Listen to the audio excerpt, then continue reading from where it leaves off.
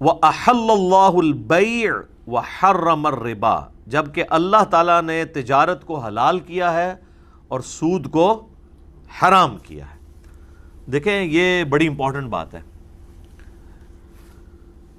جو سود کھانے والے ہیں وہ کہتے ہیں کہ تجارت بھی تو سود والا ہی معاملہ ہے۔ سود ویسے کوئی لفظ برا نہیں ہے، ہم اردو میں اس لفظ کو استعمال کرتے ہیں، یہ فارسی زبان کا لفظ ہے، سود مند کہتے نہیں، یہ چیز بڑی سود مند ہے، فائدے والی ہے۔ ایکچولی جو اس میں ایز اے ٹرم ورڈ ہے وہ ہے ربا یا انٹرسٹ انگلش کے اندر، چونکہ اردو میں اب یہ سود بھی چل رہا ہے۔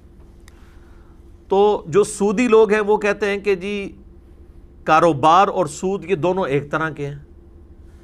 پھر کیا وجہ ہے کہ سود جو ہے وہ حرام ہے اور کاروبار حلال ہے؟ تو اللہ تعالیٰ نے اس کے اوپر ورڈکٹ دی ہے کہ اس کی وجہ یہ ہے کہ وَأَحَلَّ اللَّهُ الْبَيْعَ وَحَرَّمَ الرِّبَا، اللہ نے تجارت کو حلال کر دیا ہے اور سود کو حرام کر دیا ہے، یہ ہے اس کی اصل وجہ۔ اور سورۃ الانبیاء میں ہے لا يُسْأَلُ عَمَّا يَفْعَلْ وَهُمْ يُسْأَلُونَ، اللہ کو کوئی نہیں پوچھ سکتا جو اس نے کیا، اور اللہ ہر ایک کو پوچھ سکتا ہے کہ اس نے یہ کیوں کیا۔ یہ تو ہے اصولی بات۔ باقی اگر آپ اس کی تفسیر کے اندر جائیں تو آپ کو ٹیکنیکل ریزنز بھی سامنے آ جائیں گی کہ سود اور کاروبار میں زمین آسمان کا فرق ہے۔ سود پیسے کے بدلے پیسہ ہوتا ہے، منی اگینسٹ منی، جبکہ کاروبار منی اگینسٹ گڈز ہوتا ہے، چیزوں کے بدلے مال کمانا ہے۔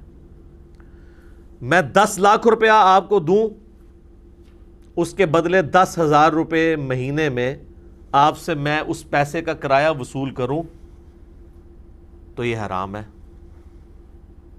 لیکن اگر میں 10 لاکھ روپے کی گاڑی آپ کو دوں اور اس کے اگینسٹ اس گاڑی کا 10,000 روپے مہینہ کرایہ لوں تو یہ حلال ہے۔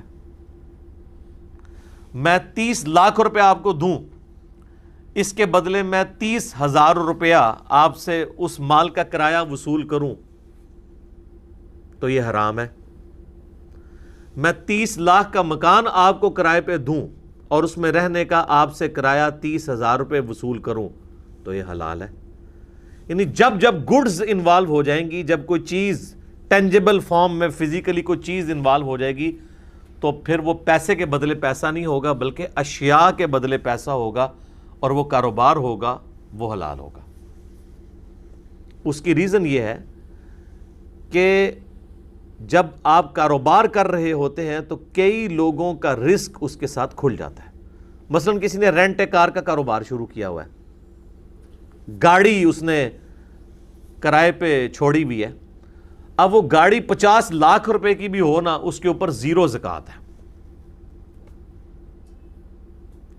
وہ گاڑی جب روڈ پہ چلے گی، اس گاڑی کا کرایہ جو ہے نا مالک وصول کرے گا، اور وہ کرایہ اگر وہ کھا کے استعمال کر لیتا ہے تو اس کرائے پہ بھی کوئی زکوٰۃ نہیں ہے۔ ہاں اگر وہ کرایہ جوڑتا رہتا ہے اور سال میں 7.5 تولے سونے کے برابر اس کی مالیت ہو جاتی ہے تو زکوٰۃ دے گا، ورنہ 50 لاکھ کی گاڑی کے اوپر نہ گاڑی کے اوپر زکوٰۃ ہے اور نہ اس کی کمائی کے اوپر، اگر وہ کمائی جڑ نہیں رہی آپ ساتھ ساتھ کھا رہے ہیں۔ جیسے میں اکثر بتاتا ہوں کہ اسلام آباد میں کروڑ پتی غریب لوگ ہیں، F7 میں کروڑوں روپے کی ان کی کوٹھی ہے، زکوٰۃ کوئی نہیں ہے۔